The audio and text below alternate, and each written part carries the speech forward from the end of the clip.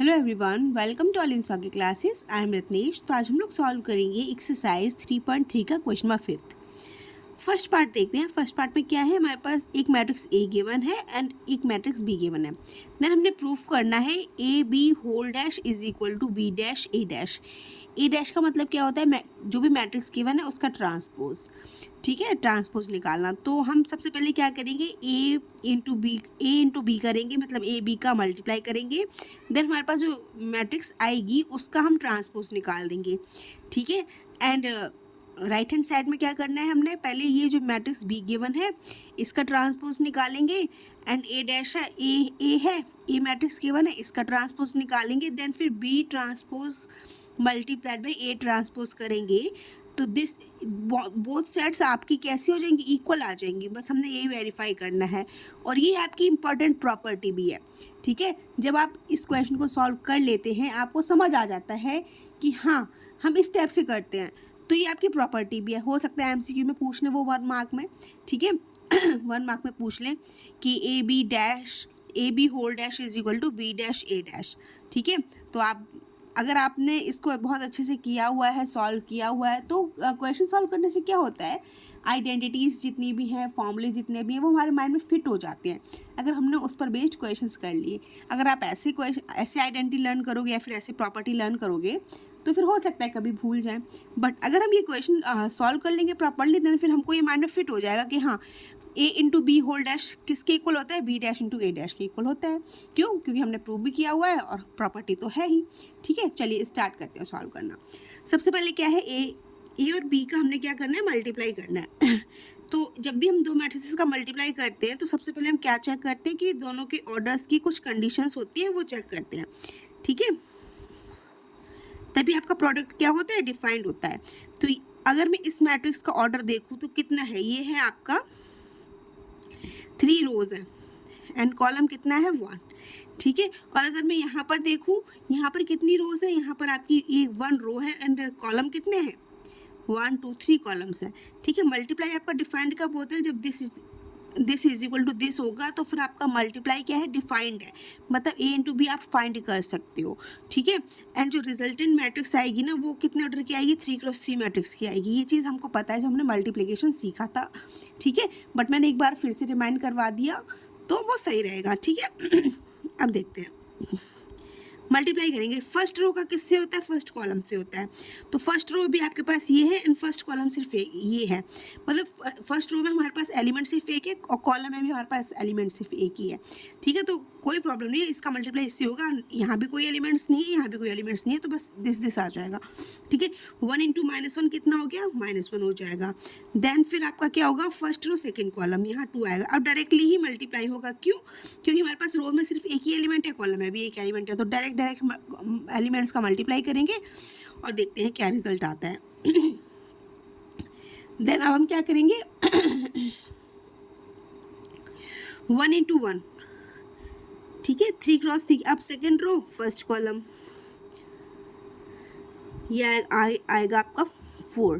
फिर second row second column -8, second row first column -4, यहाँ पर आ जाएगा आपका -3, 3 2 जार 6 एंड यहाँ पर आएगा 3 1 जार 3। ठीक है, ये मैट्रिक्स आ गई। देखो ऑर्डर जो आपकी रिजल्टेंट मैट्रिक्स आई है वो किस ऑर्डर की आई, 3x3 की आई है, जैसा कि मैंने अभी आपको स्टार्टिंग में बताया था। ठीक है, अब आपके पास ये ए बी आ गया। अगर मैं देखूँ तो ये आपकी ए बी मैट्रिक्स है। अब अगर मैं ए बी का डैश निकालूँ, दैट मीन्स ट्रांसपोज निकालूँ, तो क्या हो जाएगा, आपकी जो रो है वो कॉलम में कन्वर्ट हो जाएगी। तो यहाँ -1 है, ये 2 आ जाएगा, ये 1 आ जाएगा, मतलब फर्स्ट रो फर्स्ट कॉलम में कन्वर्ट हो गई। ठीक है, and 4 -8 -4, second row second column में कन्वर्ट हो गई, -3 6 3, थर्ड रो थर्ड कॉलम में कन्वर्ट हो गई। सॉरी, दिख नहीं रहा था, ध्यान नहीं दिया मैंने। ठीक है, चलो ये आपकी इक्वेशन हो जाएगी 1। इक्वेशन 1 बना लिया आपने। अब क्या करेंगे, हम राइट हैंड साइड को सॉल्व करने की कोशिश करेंगे। यहाँ पर सबसे पहले ए डैश ही निकाल देते हैं। ठीक है, ए मैट्रिक्स क्या है आपकी, ये है, सॉरी ए मैट्रिक्स आपकी ये लिखी हुई है। ए डैश निकालेंगे तो आपकी रो किस में कन्वर्ट हो जाएंगी, कॉलम में। ठीक है, तो फर्स्ट रो है, एक ही रो है इसमें, तो किस सॉरी एक कॉलम है, ये किस में कन्वर्ट हो जाएगा, रो में कन्वर्ट हो जाएगा। ठीक है, तो 1 - 4 3। ठीक है, अगर मैं बोलूँ ये फर्स्ट रो है, सेकंड रो है, थर्ड रो है। ठीक है, तो फर्स्ट रो फर्स्ट कॉलम बन गई, सेकंड रो सेकंड कॉलम बन गई and third row third column बन गया। ठीक है, ये हमने कर लिया। अब हम क्या निकाल देंगे, अब हम बी है हमारे पास, हम बी डैश निकालना है हमने। तो बी डैश निकालेंगे तो आपके पास ये क्या है, फर्स्ट रो है, फर्स्ट कॉलम बना लेगा। ठीक है, तो ये बन गया आपका -1 2 1, ट्रांसपोज निकाल दिया। अब हमने क्या करना है, हमने करना है बी डैश इंटू ए डैश करना है। ठीक है, अब देख लो अगेन हम क्या करेंगे, ऑर्डर को देखेंगे। ऑर्डर देखने का मतलब है पहले बी पहले लिखा हुआ है, तो बी का ऑर्डर देख लेते हैं। बी क्या है इसका, फर्स्ट सेकंड थर्ड। ठीक है, 3 रोज है 1 कॉलम है। एंड यहाँ पर क्या है, ए डैश कितना आया, यहाँ पर आपकी 1 रो है एंड 3 कॉलम्स हैं। अब देखो प्रोडक्ट डिफाइंड कैसे होगा। प्रोडक्ट डिफाइंड हम ए इंटू बी नहीं देख रहे हैं, ये मैंने बी लिखना था, वो मैं पहले ए ही लिख गई हूँ। चलो यहाँ पे एक्सप्लेन कर देती हूँ मैं आपको। हमने निकालना क्या है, हमने निकालना है बी डैश ए डैश।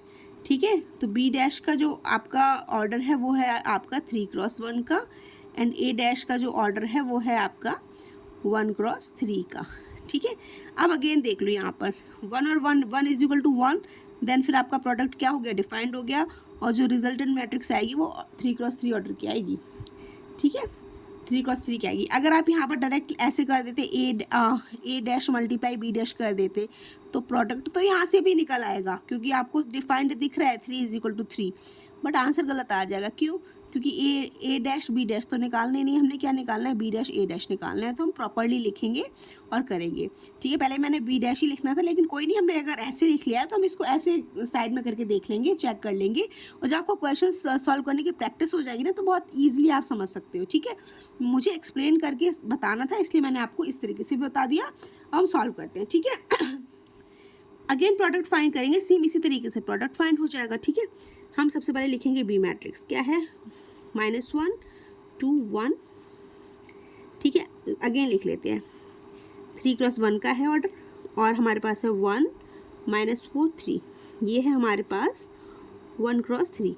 देखो प्रोडक्ट डिफाइंड है, आप बोलेंगे यस मैम प्रोडक्ट डिफाइंड है। ऑर्डर क्या आएगा, 3x3 का आएगा। 3x3 का तो हमारे इक्वेशन नंबर 1 में ही बन रहा है। ठीक है, बस यही तो हमने चाहिए था, मिल जाएगा वो। अब निकालेंगे बी डैश ए डैश। ठीक है, अगेन हमारा सेम -1 का मल्टीप्लाई -1 देगा, ये 4 देगा, ये -3 देगा। ठीक है, 2 1 ज़ा 2, -8, 2 3 ज़ा 6। ठीक है, ये क्या हो गया, 1 1 ज़ा 1, -4 एंड 3, इक्वेशन नंबर 2। ओके, अब आप देख लो ये इक्वेशन 1 है, इक्वेशन 2 है।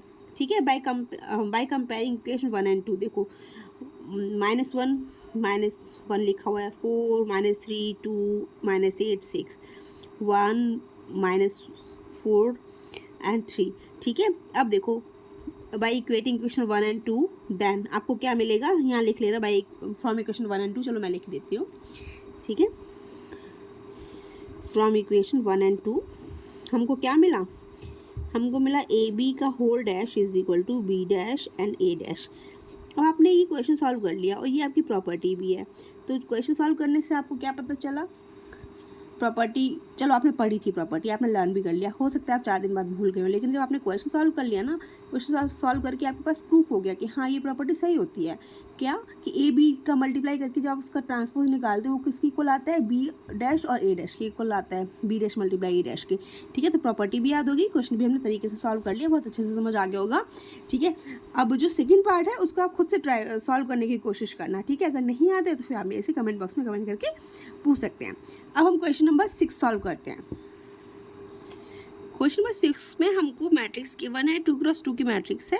ठीक है, देन वेरीफाई हमने करना है A dash into A is equal to identity matrix, ये आनी है। ठीक है, और आइडेंटिटी मैट्रिक्स किस ऑर्डर की आएगी, सेम ऑर्डर की आएगी। यहाँ 2x2 है तो यहाँ भी 2x2 ही आएगा।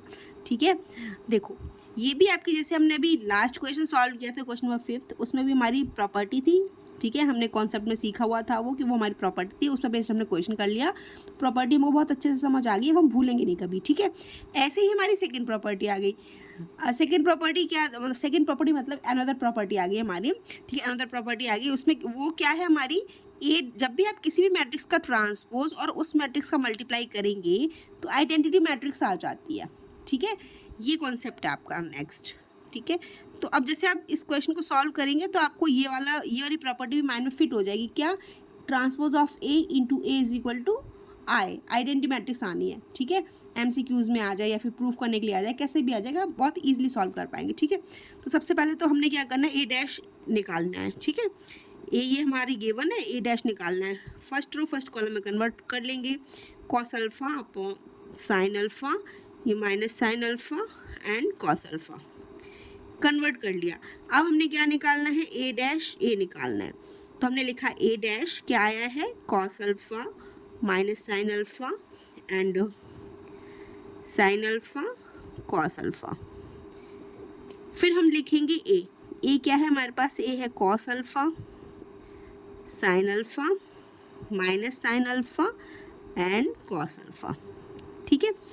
अब देखो मल्टीप्लाई करेंगे, फर्स्ट रो का फर्स्ट कॉलम से करेंगे, फिर फर्स्ट रो सेकंड कॉलम। आपको अब तो मल्टीप्लिकेशन आ ही गया होगा बहुत अच्छे से, ठीक है, क्योंकि हर क्वेश्चन में ऑलमोस्ट आ ही रहा है, ठीक है। जब से सीखा है, जब से हमने सीखा है ना मल्टीप्लाई करना टू मैट्रिसेस का, तब से हर ऑलमोस्ट सभी क्वेश्चंस में आ ही जाता है, तो हम मल्टीप्लाई बहुत ईजिली करना सीख गए, ठीक है। तो ये कॉस स्क्वायर अल्फा हो जाएगा, ये हो जाएगा प्लस साइन स्क्वायर अल्फा, ठीक है। करस्पॉन्डिंग एलिमेंट्स के मल्टीप्लाई होते हैं ना, इसका इससे हुआ इसका इससे हुआ, ठीक है। अब कॉस का मल्टीप्लाई यहाँ आएगा cos alpha sign alpha and यहाँ आ जाएगा minus sine alpha cos alpha, ठीक है। अब इसका मल्टीप्लाई करोगे sign alpha cos alpha and minus का साइन आएगा कॉस अल्फा साइन अल्फा, ठीक है। फिर यहाँ मल्टीप्लाई होकर आएगा आपका साइन स्क्वायर अल्फा, यहाँ मल्टीप्लाई होकर आएगा आपका कॉस स्क्वायर अल्फा, ठीक है। अब आप देख रहे हैं ये तो आपको आइडेंटिटी लिखी हुई है, sine square alpha plus cos square alpha is equal to क्या होता है, 1 होता है। यहाँ आपको साफ साफ दिख रहा है sine alpha cos alpha minus sine alpha cos alpha same number है, विद अपोजिट साइन कैंसिल हो गया, ठीक है। एंड अगेन यहाँ पर साइन अल्फा कॉस अल्फा, ये प्लस का है ये माइनस का है, same number with opposite sign cancel हो गए, तो हमको यहाँ 0 मिल गया, यहाँ भी 0 मिला। अगेन आइडेंटिटी आ गई 1, देखा मिल गया आपको, क्या मिल गया, आई मिल गया।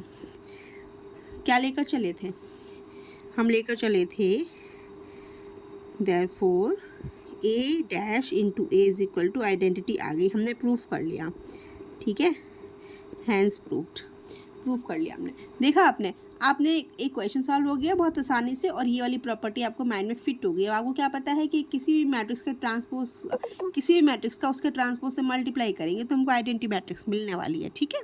हमने प्रूफ भी करके देख लिया, हमारे पास प्रूफ भी है, तो अब तो बहुत अच्छे से हमको समझ आ गया ये वाला कॉन्सेप्ट, ठीक है। अब देखते हैं क्वेश्चन नंबर सेकेंड पार्ट है आपका, आप खुद से ट्राई करना, हो जाएगा, बहुत ईजी है, सेम ऐसा ही है, ठीक है। अब क्वेश्चन नंबर 7 है ना, वो मैं आपको सिर्फ समझाऊंगी, आपको बहुत अच्छे से समझ आ जाएगा, सॉल्व आप खुद कर लेना, ठीक है। चलो क्वेश्चन नंबर 7 का फर्स्ट पार्ट है, हमने गिवन है मैट्रिक्स ए और वो कह रहे हैं कि prove that this is a symmetric matrix, ठीक है। प्रूफ करना है, प्रूफ करने के लिए सिमेट्रिक मैट्रिक्स प्रूफ करने के लिए हमारे पास क्या होता है, A is equal to A dash आ जाना चाहिए, सिमेट्रिक प्रूफ हो जाता है, ठीक है। अब देखो ज़रा, सिमेट्रिक मैट्रिक्स का ये तो रूल है ही कि A is equal to A dash आ जाएगा तो सिमेट्रिक है, लेकिन अब अगर आपको कोई क्वेश्चन नहीं, यहाँ तो चलो प्रूफ करने के लिए बोला गया है तो हम चलो प्रूफ कर देंगे, ठीक है। फॉर एग्जांपल आपके पास कई भी मैट्रिसेस बहुत सारी लिखी हुई हैं, कोई आपसे पूछता है कि इसमें से बता दो सिमेट्रिक कौन सी है, इसको सिमेट्रिक कौन सी है, तो आप हर मैट्रिक्स को प्रूफ थोड़ी ना करेंगे, आपको एक पर्टिकुलर कॉन्सेप्ट पता होगा और उसको देखकर आप तुरंत से बता देंगे कि हाँ ये आपकी सिमेट्रिक है और ये आपकी इसकी सिमेट्रिक है, ठीक है। तो आपने सॉल्व करने की ज़रूरत नहीं है, यहाँ तो वेरीफाई करने के लिए बोला गया है, तो हम यहाँ सॉल्व करेंगे, सॉल्व करना कुछ नहीं, बस क्वेश्चन देखकर हमको समझ आ जाता है, देखते ही पता चल जाता है कि हमारी सिमेट्रिक मैट्रिक्स है, और देखते ही पता चल जाता है हमारी ये इसकी सिमेट्रिक है, ठीक है। कैसे पता चलता है अभी बताती हूँ। देखो सिमेट्रिक मैट्रिक्स का क्या होता है, आपके डायगोनल में कोई भी एलिमेंट हो, देखो सिमेट्रिक मैट्रिक्स का कॉन्सेप्ट क्या है, आपका डायगोनल में कोई भी एलिमेंट होगा, एनी एलिमेंट, ठीक है, एनी एलिमेंट होगा, कोई बने रहेंगे, 3 एलिमेंट्स आएंगे, कोई भी एलिमेंट्स होंगे, बट यहाँ पर जो एलिमेंट्स आएंगे, फॉर एग्जांपल यहाँ पर ए आया, यहाँ पर बी आएगा और यहाँ पर सी आया, ठीक है, तो ये सेम एलिमेंट आएगा यहाँ पर। अगर यहाँ ए है तो यहाँ भी ए आएगा, यहाँ बी है तो यहाँ भी बी आएगा, यहाँ सी है तो यहाँ भी सी आएगा, ठीक है। एक 3 एलिमेंट्स तो आपके यहाँ पर हैं ही, ठीक है, समझ गए। डायगोनल में कोई भी एलिमेंट बना रहेगा, लेकिन सिमेट्रिक, ये मिरर इमेज बनाते हैं, मिरर इमेज आपकी कैसी होगी, सेम होगी, तो आपकी मैट्रिक्स कैसी हो जाएगी, सिमेट्रिक हो जाती है। देखो समझ गए ना, डायगोनल में कोई सा भी एलिमेंट हो, लेकिन डायगोनल आपका क्या बनाता है, मिरर इमेज बनाता है। ये एलिमेंट जो होगा वो यही सेम होगा, बी होगा तो वही सेम होगा, सी है तो ये सेम होगा, ठीक है, समझ गए। ये आपका सिमेट्रिक मैट्रिक्स है। अब आपसे भले ही प्रूफ करने के लिए नहीं पूछा गया है, आपके पास बहुत सारी मैट्रिसेस रखी हुई हैं, किसी ने पूछ दिया बताओ इसमें सिमेट्रिक बताओ और इसको सिमेट्रिक बताओ, तो आप देखते ही बता दोगे। आप डायगोनल के एलिमेंट्स चेक करोगे और मिरर इमेजेस सारी चेक करोगे, अगर इक्वल आ रही है, सेम आ रही है, तो आपका क्या हो जाती है, वो सिमेट्रिक मैट्रिक्स हो जाती है। देख लो आपको, अब आपको मैंने जैसे ही बताया आपको ये समझ आ गया कैसे डायग्राम में कोई भी लिखा है, कुछ भी लिखा है, 1 2 3 वट एवर इट इज़, ठीक है, हमने देख लिया। हमारा फोकस है यहाँ पर -1 है तो यहाँ पर भी -1 है क्या, यस। यहाँ पर 5 है तो यहाँ भी 5 है क्या, आपने बोला यस। यहाँ पर 1 है तो यहाँ पे 1 है क्या, यस। हमको देखते ही पता चल गया कि हमारी कैसी सिमेट्रिक मैट्रिक्स है, बस हमने प्रूफ कर लेना। हम प्रूफ कैसे करेंगे, ए डैश भी निकाल देते हैं, हम निकाल ही लेते हैं, ठीक है। ए डैश निकालेंगे, फर्स्ट रो आपकी फर्स्ट कॉलम में कन्वर्ट हो जाएगी, तो 1 -1 5, second row second column -1 2 1 and third row third column 5 1 3, ठीक है। अब देखो यहाँ से आपको क्या दिख रहा है, यहाँ से आपको दिख रहा है A is equal to A dash दिख रहा है, हैंस प्रूफ्ड, वेरीफाई भी हो गया, एक लाइन में वेरीफाई हो गया। समझ तो हम देख कर ही गए थे कि हमारी सिमेट्रिक मैट्रिक्स है, ठीक है। और वेरीफाई करना था, देखो कर लिया, 1 -1 5 -1 2 1 5 1 3, प्रूफ भी हो गया, ठीक है। चलिए अब इसकी सिमेट्रिक मैट्रिक्स का कॉन्सेप्ट सीखते हैं, वो भी ऐसा ही है, समझ आ जाएगा बहुत ईजिली।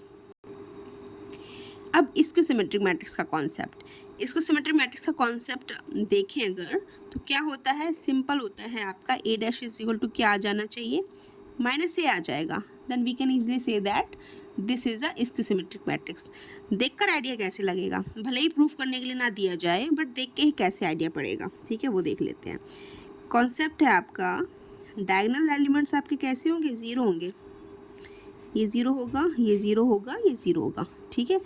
अब अगर आपके पास यहाँ पर a है तो यहाँ -a होगा, यहाँ फॉर एग्जांपल आपके पास -b है तो यहाँ b हो जाएगा, यहाँ c है तो यहाँ -c हो जाएगा, ठीक है। कहने का मतलब अभी समझा रही हूँ, भले ही ये तुम्हारे यहाँ पे नहीं आ रहे, सॉरी यहाँ लिखना था, ठीक है। अब बन रही है मैट्रिक्स, ये बन रही है, ये बने, देख लेना ऊपर नीचे हो रहा है, उससे कोई फ़र्क नहीं पड़ता है, ठीक है, बस कॉन्सेप्ट समझ आ जाना चाहिए। देखो क्या है, डायगोनल के एलिमेंट्स तो 0 रहेंगे, ठीक है, डायगोनल्स के एलिमेंट्स तो 0 हैं, ठीक है, डायगोनल्स के एलिमेंट्स 0 रहेंगे। फिर आपकी जो मिरर इमेज बना रहे हैं, ये एलिमेंट्स तो सेम होंगे, विद अपोजिट साइन होंगे। ज़रूरी नहीं है कि ऊपर माइनस है या नीचे प्लस, ऐसा कुछ कॉन्सेप्ट नहीं है। बस क्या कॉन्सेप्ट है, मिरर इमेज एलिमेंट्स तो सेम होंगे विद अपोजिट साइंस। अगर यहाँ प्लस है तो यहाँ माइनस से हो जाएगा, अगर यहाँ -b है तो यहाँ +b हो गया, अगर यहाँ +c है तो -c हो गया, ठीक है। ऐसा भी हो सकता है, यहाँ पे माइनस है तो यहाँ +a आ जाएगा, यहाँ +b होगा तो यहाँ -b आ जाएगा, यहाँ -c होगा तो यहाँ +c आ जाएगा। Same elements with opposite sign and diagonal elements are 0, ठीक है। ये कॉन्सेप्ट है तुम्हारा इसकी सिमेट्रिक मैट्रिक्स का, समझ गए, ठीक है। क्या समझे कि डायगोनल के सभी एलिमेंट्स 0 होते हैं और जो मिरर इमेज बना रहे होते हैं वो अपोजिट साइन के एलिमेंट्स होते हैं, विद मतलब सेम नंबर होगा विद अपोजिट साइन, ओके। अब जैसे आपने इसको देखा, आपको दिख गई कि हाँ ये तो क्या बना रही है आपकी इसकी सिमेट्रिक मैट्रिक्स है, क्यों, क्योंकि डायगोनल्स का सभी एलिमेंट 0 आ रहे हैं। यहाँ -1 लिखा हुआ है तो यहाँ क्या है 1, यहाँ 1 है तो यहाँ -1 है, अपोजिट साइन है, ठीक है। यहाँ -1 है तो यहाँ +1 है, तो ये आपकी क्या है, इसकी सिमेट्रिक मैट्रिक्स है, हम समझ गए, ठीक है। बस हमने अब लिख देना है, ठीक है। हम क्या करेंगे, ए डैश निकाल देंगे, ए डैश जैसे ही निकालेंगे क्या मिलेगा, ये मिलेगा 0 1 -1, फिर मिला आपको -1 0 1, फिर मिला आपको 1 -1 0, ये मिल गया। आप बोलेंगे यस मैम, ठीक है। अब मैं कहूँगी ए ही लिखा दिख रहा है आपको, क्या करोगे, सिंपल आप -n कॉमन ले लो, मैं आपसे ही बोलूँगी -n कॉमन ले लो, ए ही दिख रहा है, ठीक है। आपने कहा ठीक है मैम कर लेते हैं, ठीक है। यहाँ पर आपने 0 लिखा, -n कॉमन ले लिया तो ये प्लस बन गया, ये -1 गया, ये -1 गया, ज़ीरो, ये वन, -1, 0। अब आप कह रहे होंगे मैम मुझे तो अभी ए लिखी दिख रही है। मैंने कहा कैसे? तो आपने कहा 0 = 0, 1 = 1, -1 = -1, -1, 0, 0, 1, 1, 1, 1, -1, -1, 0। किसके इक्वल आ गया? किसके इक्वल आ गया? a dash is equal to -a आ गया। यही तो हमारा इसके सिमेट्रिक है। ठीक है, तो हमने वेरीफाई कर लिया। वेरीफाई तो कर ही लिया, लेकिन एक नज़र में देखकर समझ गए हाँ ये इसकी सिमेट्रिक है। वेरीफाई तो हम 2 सेकंड में कर लेंगे। ठीक है, यहाँ देखकर हम समझ गए कि हाँ हमारी सिमेट्रिक है। वेरीफाई तो हम 1 सेकंड में कर लेंगे। ठीक है, 1 सेकंड में इसको कर लेंगे, 1 सेकंड में इसको कर लेंगे। बस देखकर हमको समझ आ जाना चाहिए कि हाँ कौन सी मैट्रिक्स सिमेट्रिक होती है, कौन सी इसकी सिमेट्रिक होती है। देन फिर आप ईजिली उसको प्रूफ, वेरीफाई जो भी करना है वो कर लेंगे। ठीक है, आज के लिए हम इतना ही रखते हैं। मिलते हैं नेक्स्ट वीडियो में। और वीडियो अच्छा लगा हो तो लाइक, शेयर एंड सब्सक्राइब करना मत भूलिए। Thank you for watching. Bye bye.